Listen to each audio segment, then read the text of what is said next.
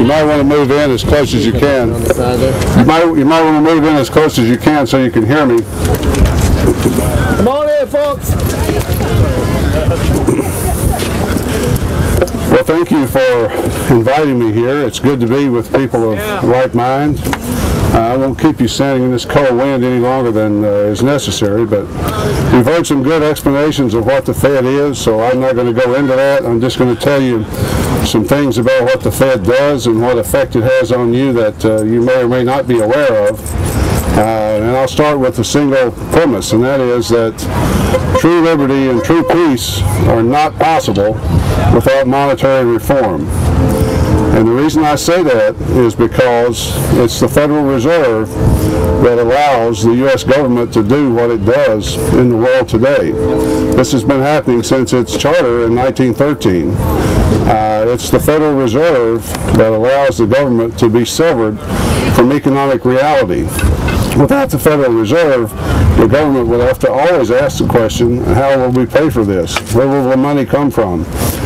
If we wanted to fight a $1 trillion war, where will we get the money? How will it be paid for? Steal it. But now, with the Federal Reserve, the government doesn't have to ask that question.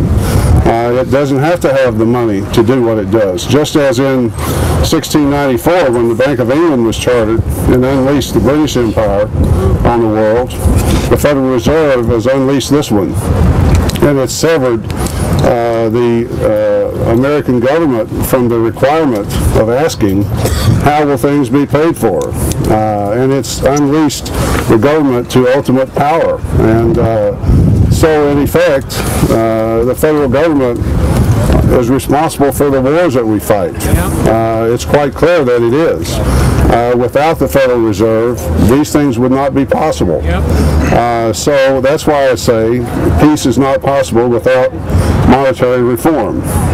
Now, if you take our economy today and the things that are happening today, the Federal Reserve views the correction as the problem, as does the U.S. government.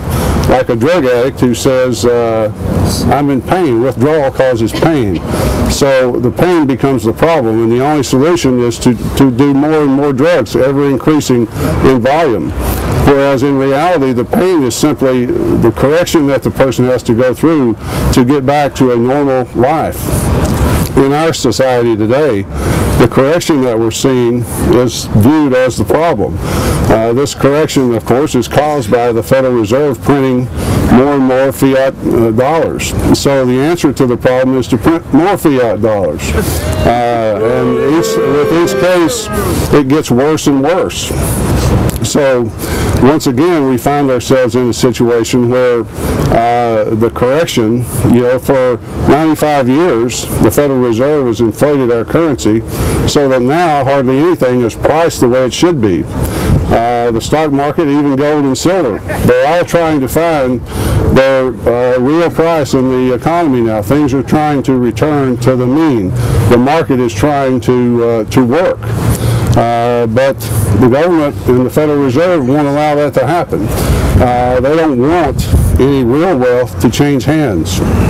So what they're doing is using our resources and that of our children and grandchildren and future generations to prop up an indefensible status quo, to keep the system the same as it is. The one thing that absolutely has to happen for this system today is that the people who caused it have to maintain their privilege, power, and dominance over the system. Nothing else is even considered.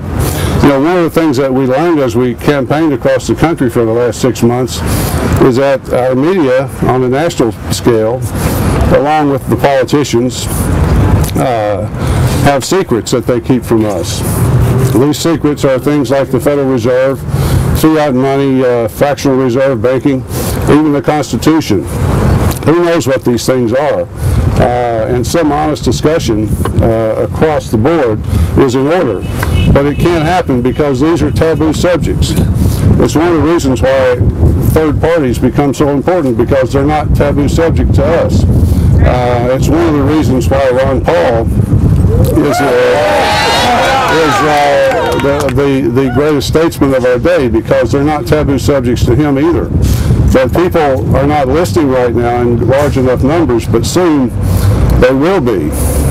So what should the government do right now to address these problems? The first thing our government should do is stop using our resources to try to defend an indefensible status quo.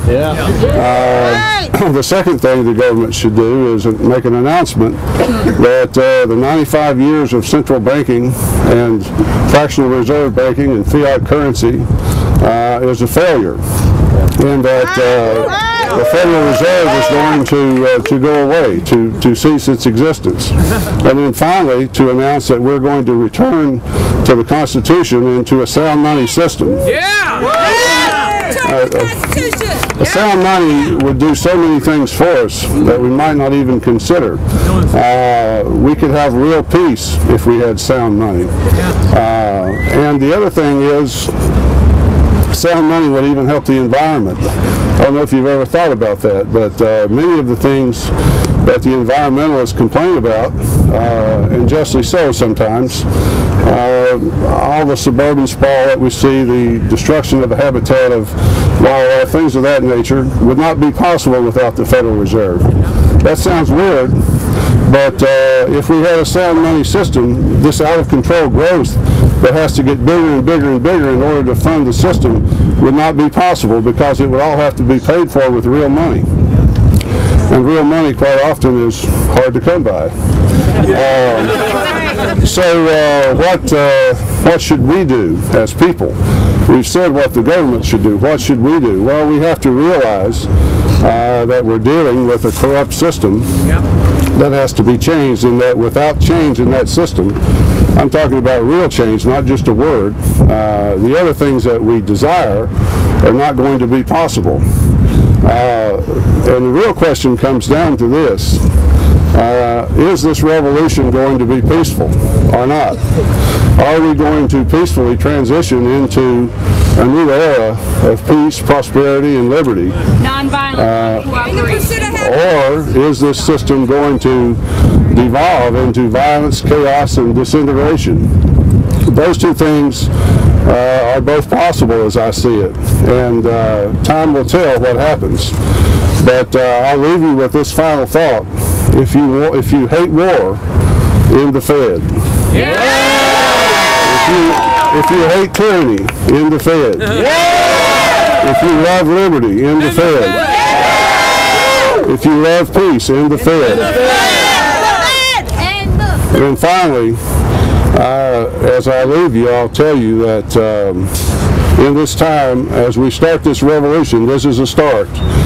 Let it not be said that we did nothing.